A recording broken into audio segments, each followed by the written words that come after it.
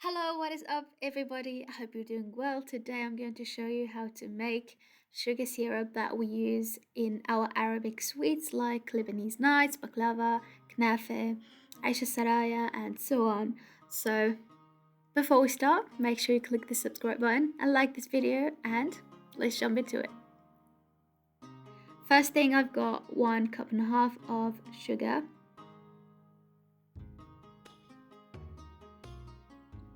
And this is 1.5 cups of water. Basically, you can use 1 cup of sugar and 1 cup of water, depending on the amount that you need. This is half a teaspoon of rose water and a few drops of lemon juice. Now let this boil or bring it to boil, and that's it. Don't touch the pan, don't move it, don't do anything. Now it's boiling, let it boil for 10 minutes.